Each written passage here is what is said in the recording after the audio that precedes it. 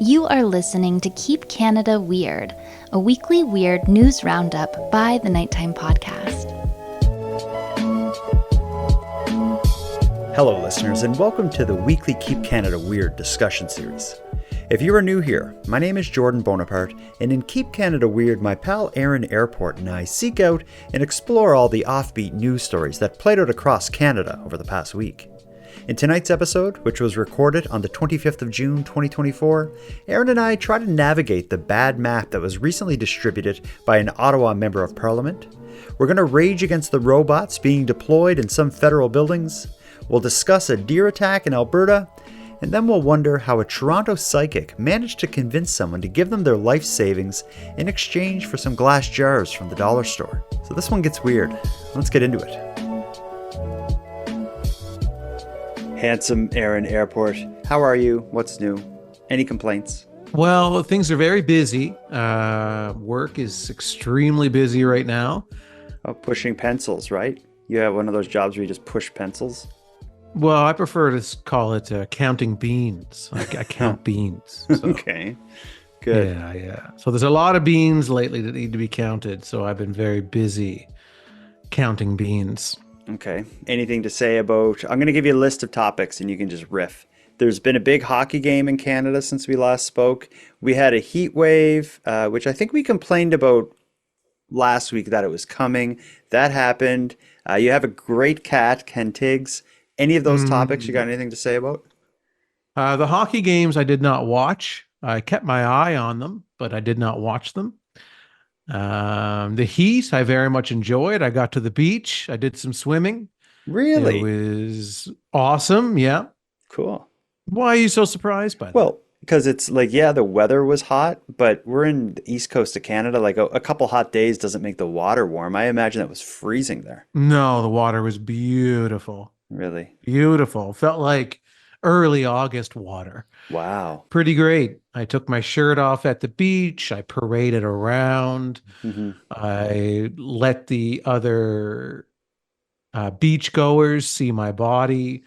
They didn't see all of it. They only saw the upper half, but I allowed them to use their imagination about what the rest of it looks like. Mm-hmm. So, okay. And the reviews are mixed? they're mostly negative. Well, I don't think either of us have much important things to say. So let's hear from a listener. We got a few here. We got a lot of feedback on some topics we discussed last week. But let's start with an interesting little tidbit. I like when a listener can provide a whole different side of the story than you and I were able to pick up on, or even the newscaster was able to pick on in this case. Bob from Newfoundland sent a voicemail suggesting that the Sudbury dog attack that we talked about last week, where the owner took off with the dog, that owner may have had an additional reason to flee. Listen to what Bob has to say about this. Oh, hi, Jordan and Aaron. My name's Bob. I'm calling from Newfoundland, but recently moved here from Sudbury, and I'm listening to your current show discussing the dog attacks in Sudbury.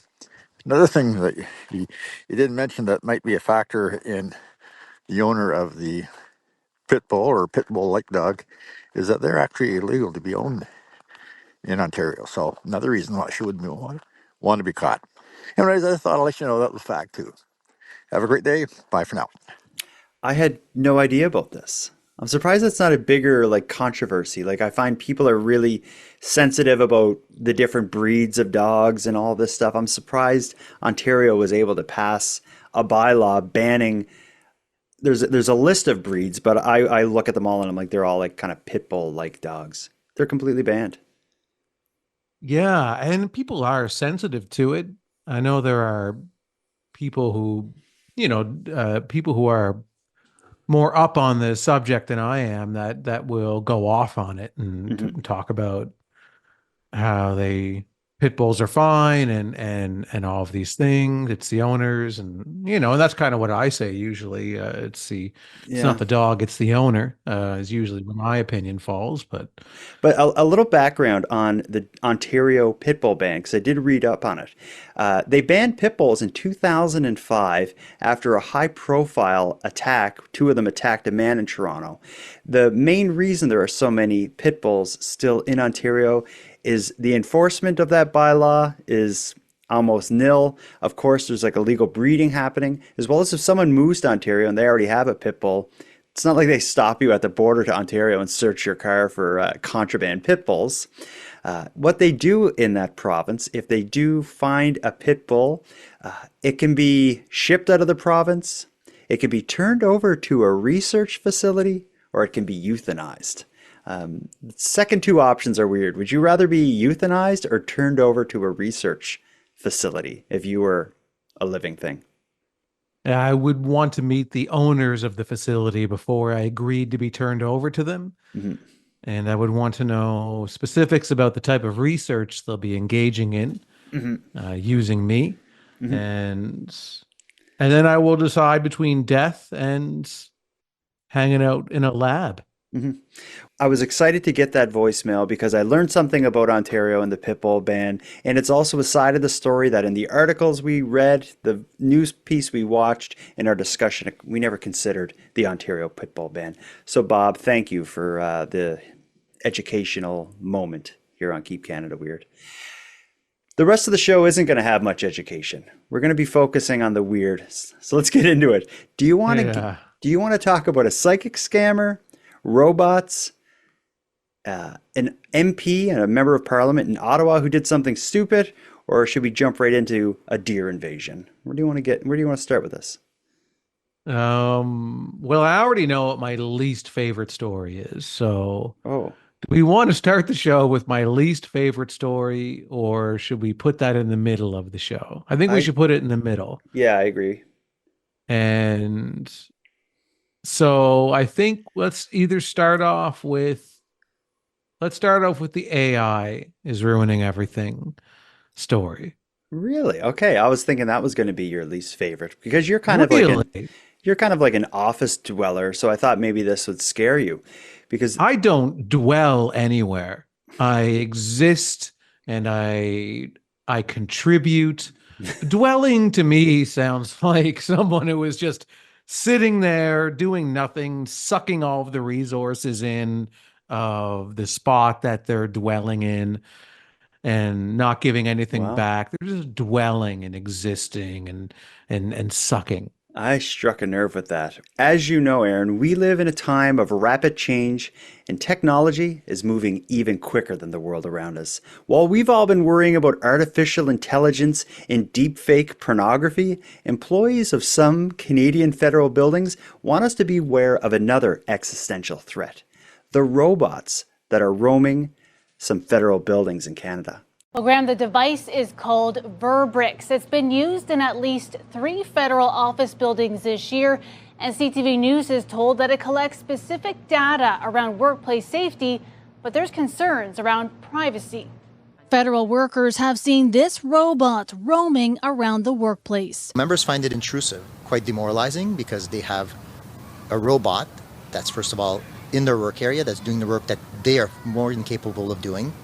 And the robot can be a certain health and safety and environment issue, because if you don't see the robot, you can easily trip over him. The device is created by a company called Global DWS.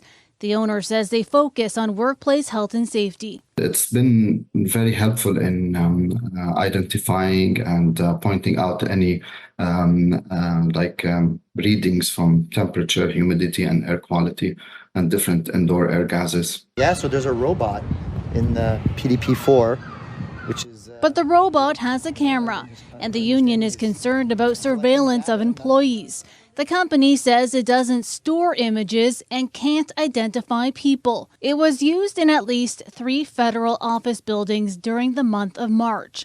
But with the 3-day return to the office mandate only months away, there's concerns that the robot will be used again. It's noticeable. There's a robot strolling around amongst the cubicles, and it can be quite distracting for certain for certain of our members, and again, demoralizing knowing that there's a robot possibly checking in under attendance. The federal government says the devices do not recognize individuals and do not have any ability to spy or track employees in the workplace. It's not clear whether this robot will be expanded to other workplaces. Anytime you have robotics or any kind of instruments, you have to look under the hood. What exactly is being collected in terms of the information that is being gathered? How is it being used? Is it disclosed to any unauthorized third parties? And the owner of the company that creates the robot could not confirm whether its use is being expanded to other workplaces within the federal government. Meanwhile, a statement from the federal government a few minutes ago says the pilot project was at 3 different office locations only, and only for a short period of time. I think you'll agree with me, but I'm just going to come right out and just call complete BS on the explanation for what that robot's doing. The news CTV had like the owner, it seemed like the owner of the company who designed this robot explaining what it does, and he seemed to just kind of freeze and then say something about like it's collecting data on temperature and humidity, health and safety info. You need a robot? Yeah, they decided to fill a very unspoken need that all offices around the country have. And that's that our thermostats are too stationary. Yeah, we need them just walking around with cameras on. Yeah, we need them roaming around, and we need to be constantly under threat of tripping over our thermostats. That's another thing, too, that people want in offices. The thing about these things is this is just a little test. It's a toe dipper, of how much can a robot get away with in the workplace. So what they're going to want to do, and the first people, it's not going to be the frontline office workers that are going to lose their jobs to robots first. It's the supervisors. So what they're trying to discover here and test here is this robot that we say is just there to, measure temperature and the walls that we built. You already have the square footage of the place. What nonsense are you saying that this robot is recording? It has a camera. Like you say it can't recognize human faces. This is ridiculous. It's ridiculous. You remember we talked about the pop machine a few weeks ago or months ago that could identify faces and come up with like it would kind of reconfigure its layout based on the age of the person and stuff. Like, they put that stuff in a pop machine, a vending machine. What does this robot that's roaming around our government buildings have built into it? Yeah, they're seeing if it's possible for the robots to supervise the frontline office workers. So if this robot is able to register and track and be able to know if an employee is being productive, if they're doing their job or not, can this robot, observe an environment and take in that data and be able to administer supervision? Whether it's through vocally, where, work harder, or it zaps you with electricity. Yeah, I like enough chit chat, back to work. It's there's do not trip over me, get back to work. The temperature in the room is 21 degrees Celsius. It's when you look at the robot, it's also stupid looking. Like it's basically a big kind of cylinder with a pole sticking out of it with a camera on the top of the pole. Like if it is a surveillance robot, they did a horrible job of trying to make it not look like its sole purpose is just to surveil the people while they work. Yeah, it's like their supervisor is dressed up as a robot sitting on a vacuum cleaner. It's like how it actually looks. And he's going around as, I am not your supervisor, dressed up as a robot. I am a thermostat. I am innocent. Please continue on as if you don't think I'm your supervisor. Oh, man. And this story is coming out at a time where there's a lot of controversy around the federal government demanding its employees to come back to the office 3 days a week. A lot of federal employees are still working from home since the pandemic, and there's been a bit of a battle about whether or not they'll go back to the office. And so far, it kind of seems like the government's winning and it's getting its employees back at least 3 days a week. But Now they're throwing robots into the mix. Yeah, imagine being the employee who, since March of 2020, has been working from home, right? Lives through the pandemic and then is told you have to return to the office 3 days a week. And then there's robots everywhere when they get there. People got it tough. The pandemic was simpler times. I've said this before. I'll say it again. Bring me back to 2020. When everything shut down, all of a sudden, all you had to worry about was not getting a mystery virus off of a can of Zoodles. Like that was it. You went to the grocery store with gloves on and a mask and dodged people and then went home and played Xbox. Yeah. And that was your life.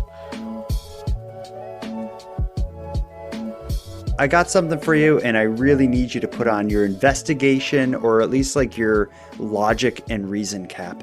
Do you remember we talked about in Guelph, there was the teacher who found himself in hot water after bringing a group of students into the sewer system, I suppose, or the wastewater system. I think I called that section something like the magic school bus in Guelph. Well, I want to hear what you think about this voicemail. I don't know if it's someone with a theory about why they went in there, or if this is one of the students who went in there. Pay close attention to how they describe things. Hi, Jordan and Aaron.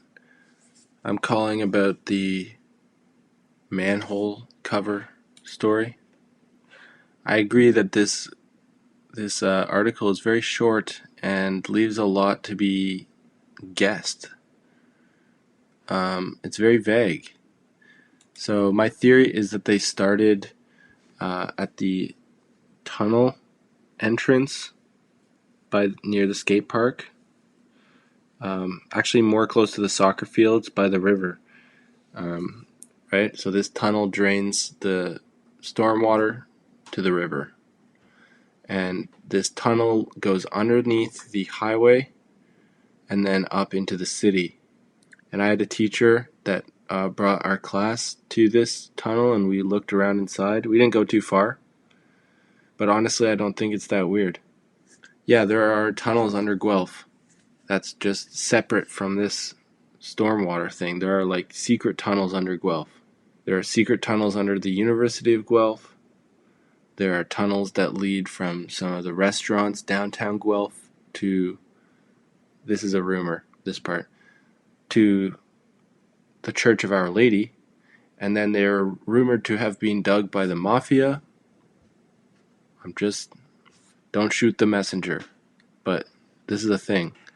They seem to know a lot about how someone got in and moved around in there, but they present it as a theory, but they say like my class and my teacher. Like, what do you make of this? It sounded like, the way I heard it was he had gone on a similar school trip, where, my teacher brought us to the entrance of the tunnel, and so it sounded like he had a similar experience, is how I heard it. But then it went off the rails with all the secret tunnels and the and the Sasquatch and the UFOs, and everything else that started to bleed its way into the end of his voicemail there. I enjoyed it. When you get when I receive an anonymous voicemail, I say, here we go. And when that anonymous voicemail trails off into secret tunnels that, he was okay kind of speculating about a lot of the tunnels. But when it got to the tunnel that went under the church, he was really cautious. Like, no, there's just a rumor. I don't know for sure. Don't shoot the messenger. Yeah, I'm just not sure why that information would cause us to shoot anybody. I'm not at all offended by these secret tunnels. Yeah, I'm not geographically or emotionally attached to these landmarks that you're speaking of. So I'm not slamming my fists down and tunnels under what? How dare you? Oh man, let's move on. Let's get into the Ottawa MP and his erroneous map. Is that okay? Yeah, I'd love to get into that with you. Is this your least favorite story? No. Okay, I'm so curious what your least favorite story is. Let's get into this one, and then I'll try again to pinpoint your least favorite story of the night. Yeah, you'll guess after this one, because we only have two left, right? Yeah. after this one. A member of parliament in Ottawa named Yasser Natvi wanted to do something nice for his constituents on Canada Day. He intended the gift to be a map of Canada for kids to color in. However, inadvertently, the gift he offered was a lesson in the importance of double-checking the information you mail to the people you answer to. Listen to what this clown did. Ottawa Centre MP Yasser Nakvi is dealing with a geographical hiccup, a map flap, after mailing thousands of residents in his riding a Canada Day flyer with a coloring map of the country. The only problem, a province and a territory weren't there. Yeah, I sounded a flag. Liberal MP Yasser Nakvi's intention was all about some Canada Day fun. Mail a flyer to constituents, a bright red flag on the front and a map on the back. So the kids could color and learn. Oh, and there's a lesson here in detail, because this map is a few crayons short of a country. PEI is MIA, and there's no Yukon either, just a giant Northwest Territory, and the borders are blurred between Quebec, Nova Scotia, and New Brunswick. I'm embarrassed, frankly. I mean, it's an honest mistake, and I apologize for that. Mostly funny. Ian McMaster, like many Ottawa Centre residents, say the flubbed flag flyer is more a lighthearted slip than a party line. I put it down to somebody in the back room making up a brochure. They're not that careful with their editing. Mistakes do happen, and surely this one was unintentional, but maybe it could have been avoided if only there was a place, a store dedicated to specializing in maps. His office definitely should have come here and gotten a map. Prince Edward Island's on every Canada map Petra Tom sells here at World of Maps. The Wellington Street West shop even has a few educational maps complete with all 10 provinces and 3 territories. So this has the names of it, and then this is no more names. On social media, Nakvi offered a cheeky solution. The map can be a teaching opportunity about geography and to learn about the left-out regions. I'm trying to be cute about this, but the fact of the matter is we made a mistake, and I'm apologetic. If you come out of something like that, you have to put some kind of good message on it. And if you apologize, that's great. I want to make sure that all our homes here in Ottawa Centre get a flag of Canada that they can display with pride and show their pride in our country. I don't know what to say about that, but he made a mistake. It's embarrassing. He's got a bit of pie on his face.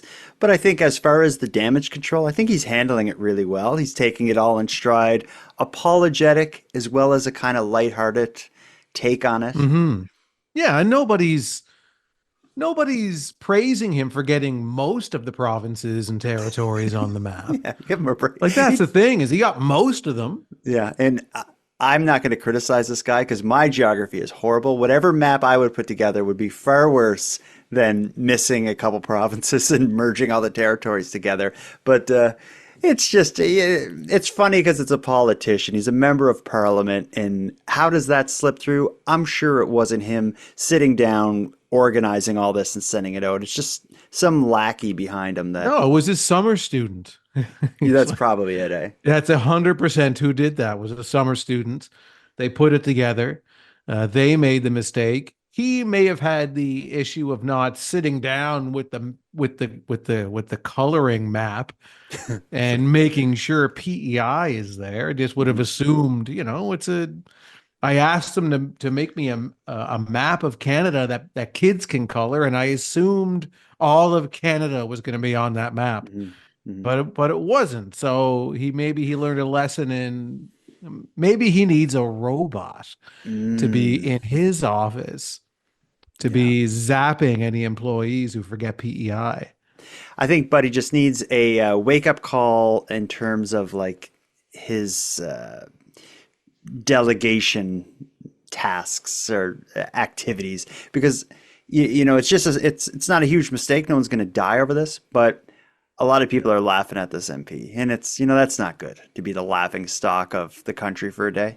Yeah. Until a zombie apocalypse happens and people are kind of making their way from town to town, city to city over the years, and somebody hears through a very faint radio signal that they got, kind of trying to find any kind of human contact out there, and they hear PEI, Get the PEI. The cure is here. The cure is here. Get the PEI. And they're like, I got to get the PEI. I need a map. And then they find this map.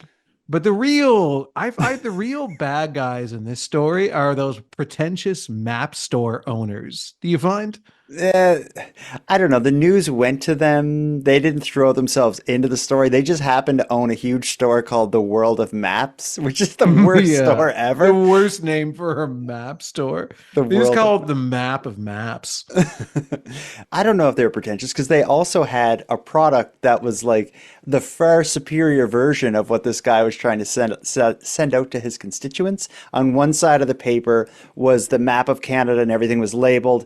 On the other side of the paper was like the same map, except there was no labels. So I guess it could help kids figure out which province is where. You could quiz them or something. It's a pretty cool thing. I think the news just went there to shake it up. Yeah, I mean their maps were very nice, what we could tell, but they were just like, oh yes, come on into our beautiful map store where our maps have all of the provinces and territories on them. Oh, and look, and you can flip to the other side, and all the provinces are on that side too. You were okay with it last week, and on last week's episode when we heard about the driveway scammers, and the victim ended up hiring the actual company. They changed their name, or they set up their name to match. You were okay with it then, but now when an MP sends out a crappy map, you're not okay with the good map store getting some publicity. Yeah, but that's a completely different situation. In the driveway paving situation, they thought they were hiring that other That's company. true. It's not like he thought he was sending out World of Maps. They just went back to the original plan of hiring the professional company to pave their driveway. Yeah, bad analogy, Jordan. I'm sorry, Aaron. Yeah. For coming at That's you like all right. that. You should apologize to World of Maps, where you walk in and it's just an actual map store. Man, the internet must have hurt their business, eh? The internet? Yes, like imagine remember MapQuest? It was like a big company, people would subscribe, and if you went on a road trip, you'd like get the map and you'd print it all out and it would show you where to go. Now just everyone has it in their phones, GPS and everything else. Why would you need to go to World of Maps as a regular person? Like it has to be such a fringe interest that would bring you to World of Maps to buy something. If I wanted a map of anything, it's like literally a click away on my phone. And not only is it a map, it's interactive and I can see where I am and everything else.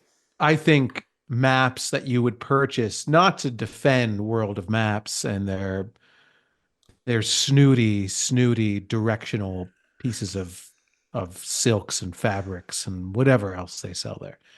But are you suggesting that World of Maps is a front for drug money?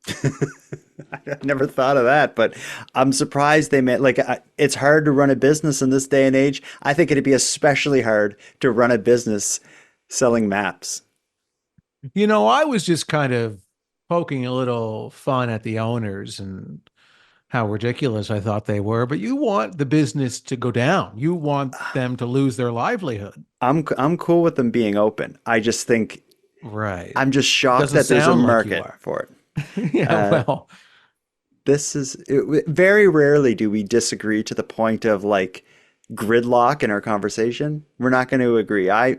We have differing opinions on the World of Maps. I think you want the owners of World of Maps to starve to death.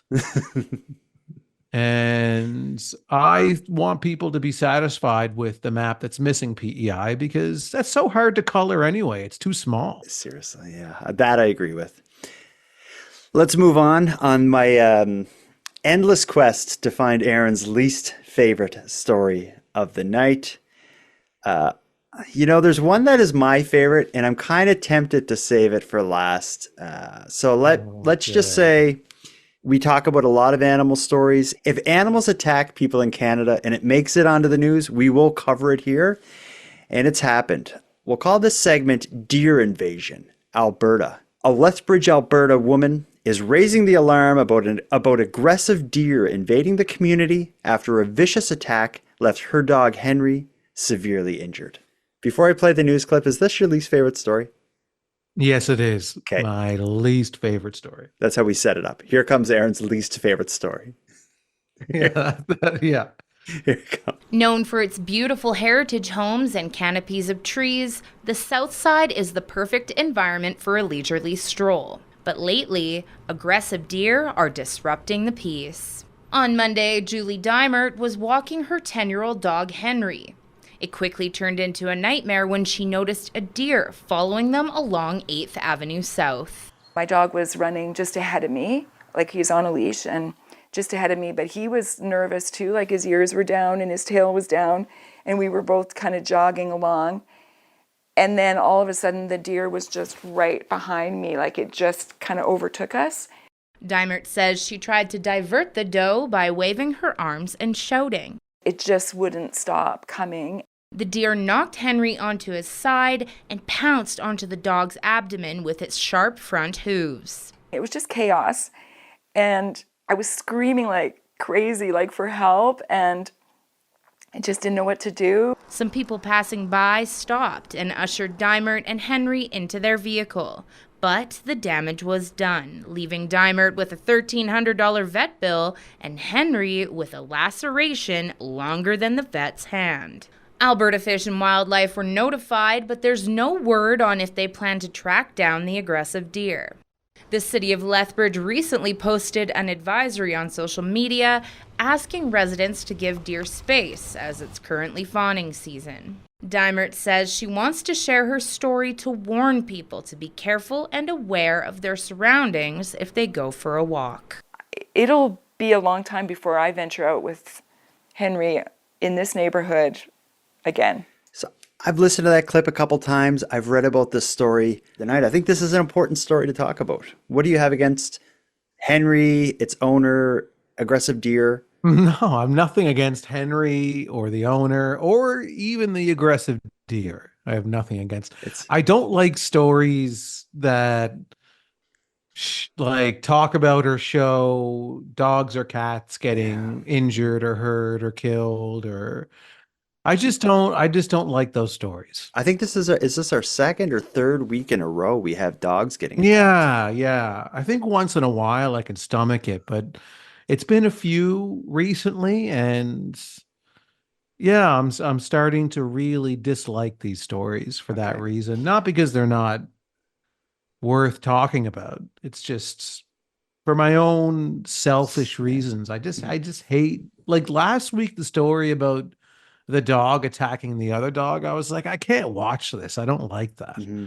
And now this has just raised the bar a bit, because it's like a deer knocking it. Why would the deer choose to attack this dog and like jump on him or whatever it is that's happened? A 10-year-old dog, which is like an old man of a dog. I guess it's fawning season. Does that mean mating? Mm-mm. I'm not allowed to Google, so. Yeah, I think it means mating I would season. assume it means mating. Yeah, and I know deer get a little nuts during mating season. Last year, I famously, I don't know if I talked about it on the show, but I woke up in the middle of the night with a god-awful noise coming from like outside my window. And I actually, what I thought it was someone like building something. It sounded like just like wood on wood banging. I was like, who is like nailing boards together at 4 a.m. in like suburban Halifax, in the quiet neighborhood in Halifax? And I got up and looked out my window, and sure enough, there's these two big deer with like the horns and everything just slamming into each other, like trying to kill each other on my front lawn. Mm-hmm. And called my dad the next day, and he wasn't surprised at all. He's like, oh yeah, it's mating season. They're probably, the bucks are just out fighting at night. And anyway. Yeah. My story. Yeah, it's romantic. Aaron, I'll talk to our editors and our researchers in like kind of the upper brass of the Keep Canada Weird Army, and I'll make sure that future stories do not include dogs or cats being attacked by anything, including each other. Any other animals to worry about, though? Just dogs and cats. Rabbits? Animal violence is it's not something I put on the top of my wish list of stories to. Are you cool with them coming towards humans though? Like those stories are still okay? Yeah, generally animals attacking humans. I still enjoy that. You do celebrate it.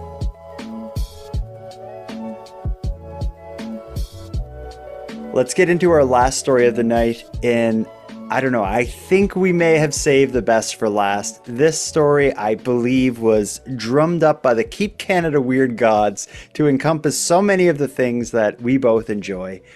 We'll call this one a psychic scammer, ... or a psychic with a money-back guarantee. A woman is calling baloney on a Toronto psychic after the fortune teller allegedly took her life savings in exchange for warding off the evil spirits that have been plaguing her and her family. In a bizarre narrative that includes gold foil, glass jars from Dollarama, Niagara Falls, and $46,000, the anonymous victim claims the fortune teller themselves is the only evil spirit she should have been worried about. Here comes the story. You've no doubt seen signs for them across the GTA, psychics and astrologers offering their services to help solve personal and financial problems. And while some may offer comfort to believers, there have also been cases of fraudulent activity you should be aware of. Here's Pat Foran and Consumer Alert. Pat. Nathan and Michelle, a woman contacted us after she gave a psychic $46,000. She was told the money would get rid of evil spirits in her life and allow her to win the lottery. But after she paid the money, she says nothing happened. And did any of the things that he said would happen come true? Nothing has happened. Marie Jean asked us not to reveal her identity because she is embarrassed to have given away her entire life savings. Last October, she lost her home and was depressed. She saw a sign for a psychic that said from divorce to depression, any problem solved within 24 hours. But at their first meeting, she was given bad news.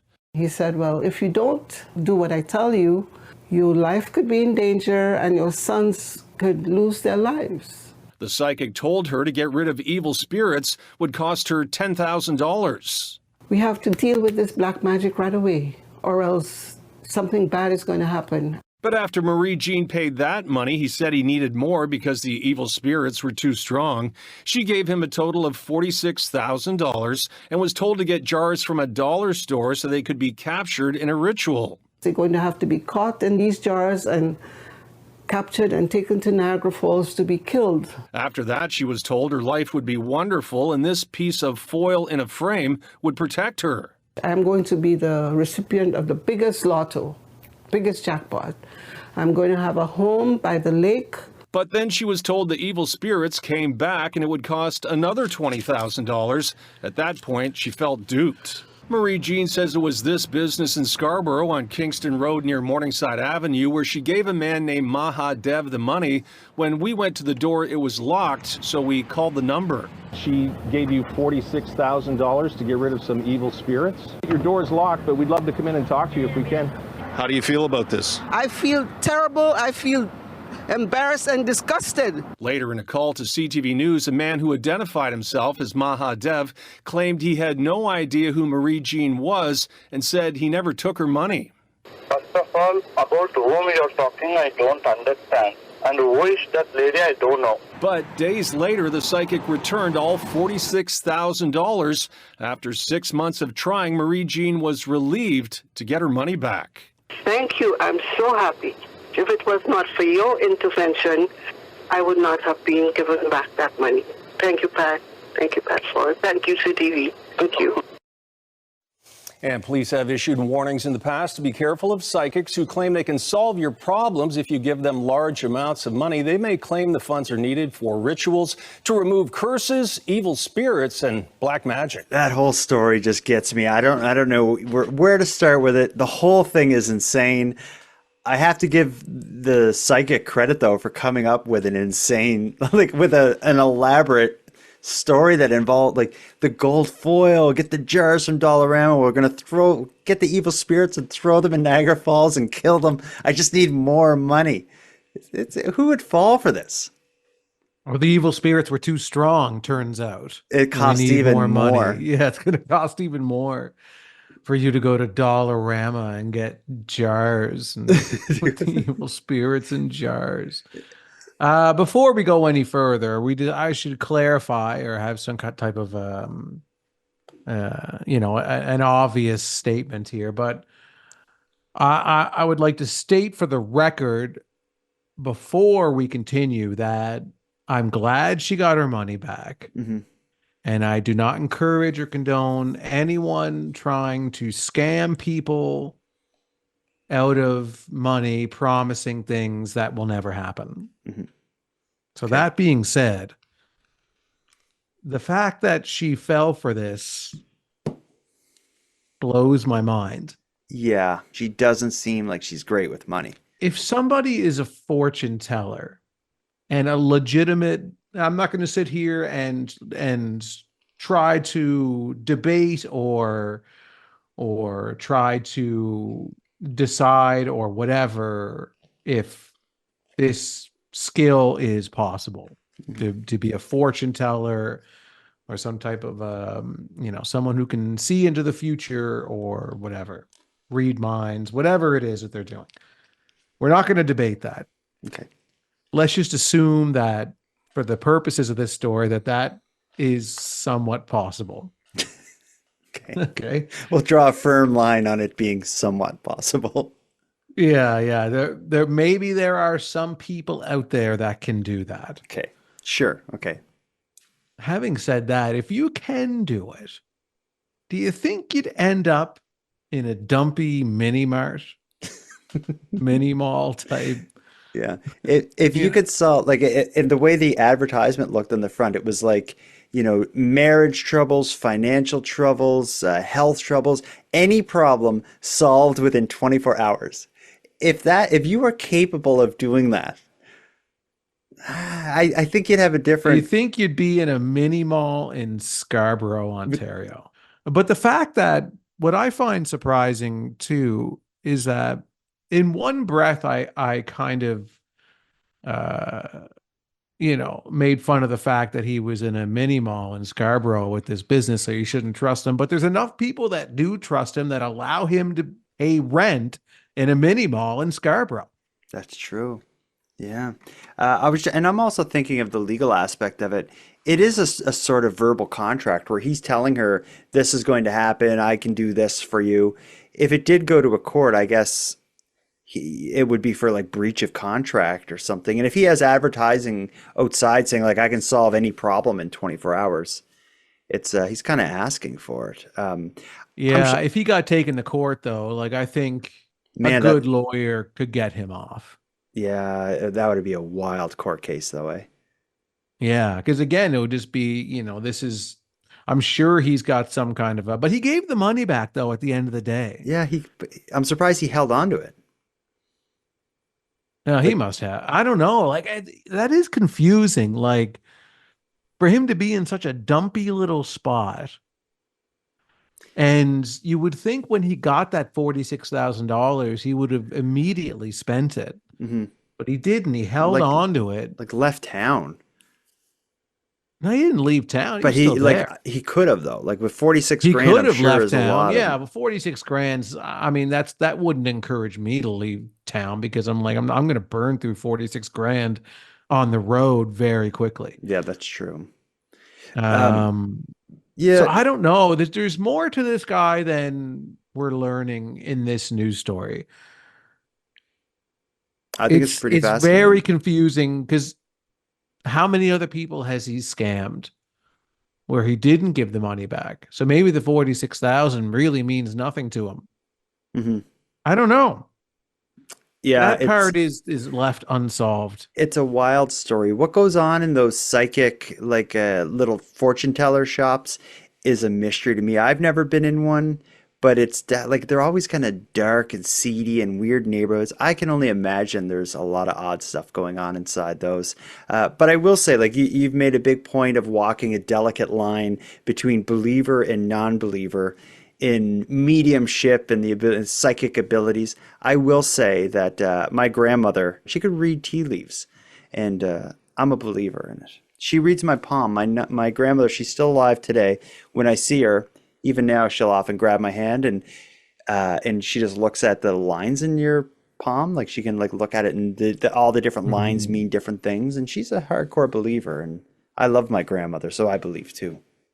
So screw you, Aaron, if you don't. Hey! I said I'm not here to weigh in on if it's real or not. Okay. So I'm not saying I believe or I don't believe. I just don't think that's part of this story. Yeah, I agree. Whether we believe or not, the part is Are jars from the dollar store capable of housing evil spirits? And would an evil spirit die by being chucked into Niagara Falls? It's a pretty far fall. And that water is very powerful. Yeah, it could kill an evil spirit. You're right. Yeah. Let's go out on this. I have another voicemail. It's happened again, Aaron. We've offended someone. This time, I don't know if it should be me or you apologizing, but it all dates back to 2 weeks ago, or was it last week, when we talked about whether or not City and Color, aka Dallas Green, a Canadian musician, is a fan of this show. The news that City and Color, the musical performer, likes the show came from a listener named Tim. When we played his voicemail, we definitely had a long discussion about whether or not he was telling us the truth, and I think we may have upset him. Listen to this. Okay, this is Timothy from Arizona, and I kind of resent that you guys thought the City and Color was, or Dallas Green, like, wasn't legit. I'll tell you right now, look me up. I Care When You Do is my handle. I've been obsessed with Dallas Green since I was first got my first guitar. I've been playing his music. I've been covering his music. My brother also has, and I've met him several times. And yes, he does know what Keep Canada Weird is. What do you want to say about this, Aaron? Well, I think it wasn't that we didn't believe you. It was just that we really wanted confirmation from Dallas Green. And we didn't get it. And we didn't get it. But that's not to say that we still don't believe you. It's just we kind of spun our reaction to your voicemail in a way that would encourage Dallas Green to call in and leave a voicemail confirming the story and then adding validity to your voicemail. So again, it wasn't that we didn't believe you. We do believe you, but we just really want Dallas Green to call in on the show. When I released that episode, I did tag his account, but a lot of like people that are famous, they don't manage their own social media. So I don't know if he saw it, but long story short, we didn't get a message from Dallas Green. So take that for what you will, listeners, Timothy. Mm-hmm. I'm going to go burn all of my Dallas Green memorabilia now. If you're out there, Dallas Green, please mend Aaron's broken heart over the possibility that one of his favorite musicians listens. I would say your heart's not broken. My heart's been broken for a long time. That you can't break something that's already broken. Wow. Can you put it in a little jar and throw it down a waterfall? Only if it's an evil spirit. Okay. Well, with that said, let's wrap this up. Before we do you want to call out to any listeners for any specific information or voicemails or anything at all? Aaron, do you have a question you need Keep Canada Weird Army to answer for you? We just made the call out to one Keep Canada Weird listener, Dallas Green. That's it. Okay. So anybody who wants to call in and impersonate Dallas Green. Oh, I like that. Yeah. I'd like you to do that. That would be fun. We could do a vocal analysis comparing like the voicemail with his recordings. And yeah. So all the Dallas Greens out there, we'd like to hear from you. Yeah. We want a parade of Dallas Green voicemails. So with that said, let's wrap this up, Aaron. Until next time. Jordan, until next time. If you ever want to do a fortune telling kind of thing, I know someone in Halifax who does it. When you're up here next, I'll go get my, I don't know what they do, if they look at a glass ball or read your palms. We can go do it, and we could ask them questions specific to Keep Canada Weird and see if maybe we can get some insight on what's in store for us in 2025.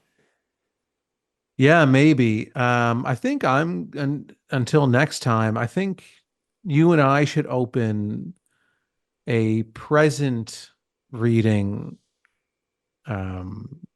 shop in a mini mall. present reading. Yeah, like we read the present. Like we just tell the people what we think about them right now. You know, or I'd like, yeah. Right now, you're sitting at a present reading, mini mall shop, and I'm telling you what's happening right now. And I'll be like flicking the lights in the hall, and they're like, "What?" Yeah, and you're coming out, jars for sale, dollar store jars for sale to capture your evil spirits, $46,000 each. I want to thank you for helping Aaron and I fulfill our mission to keep Canada weird, but let us also call out to you for even greater support in this. If something weird happens in your neck of the woods, let us know about it. As well, if you have any thoughts, theories, or opinions on anything we discussed tonight, we want to hear about that as well. The best way to reach us is by sending a voice message using the voice recorder, which is found at nighttimepodcast.com/contact. And to sweeten this deal a little bit, if your voice is aired on the show, you qualify for a free Keep Canada Weird swag pack. So once you hear your voice message played, all you got to do is email me at nighttimepodcast@gmail.com and give me your mailing address, and I'll get something out to you right away. Aaron and I are excited to hear from you. Now before we part, let me end with some thanks. First, a big thanks to Aaron for sharing another evening with me and with you, the listeners of Nighttime. A big shout out to the internet's favorite cult leader, Unicole, who provides the intro and outro voiceovers for this series, and Monty Data, who provides the outro version of O Canada. And then lastly, but most importantly, a massive thank you goes out to each and every one of you listening, as without your interest and your support, this show would be as pointless as it would be impossible. And on the topic of support, let me thank the newest subscribers to the premium feed. Amy, Angie, and Brandy, thank you for going premium. And for anyone else who'd like to support the show, you can help us out here in a variety of ways. First of all, a premium feed subscription costs just a couple dollars a month, and that money will fund the creation of new episodes. But the premium feed will also give you those episodes 2 days early, get them to you ad-free, and give you access to a full back catalog of episodes. If that sounds like something you're interested in, you can go premium at patreon.com/nighttimepodcast. And even if you don't want to go premium, you can still support the show by simply sharing this episode on social media and letting all your like-minded friends know what we're doing here. Your support in this is very much appreciated. Now until next time, take care of each other, hug your loved ones tight, and let me know if you see anything weird. Keep Canada Weird is written, hosted, and produced by the Nighttime Podcast. And now to our viewers and listeners everywhere. Good night. Before we put a bow on this, I want to hear your Keep Canada Weird story of the night. I will tell you mine without any doubt or question. I gotta go with the psychic scammer. It's too elaborate of a scheme. It's so bizarre and absurd that it's truly a weird news story. And that's why it's my story of the week. Yeah, I could argue that's mine as well.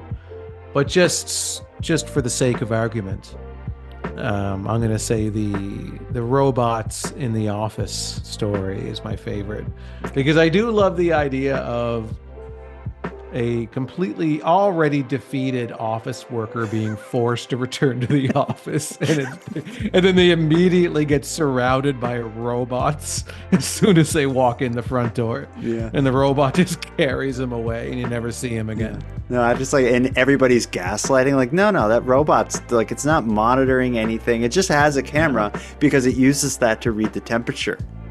Mm-hmm. And you're just the temperature.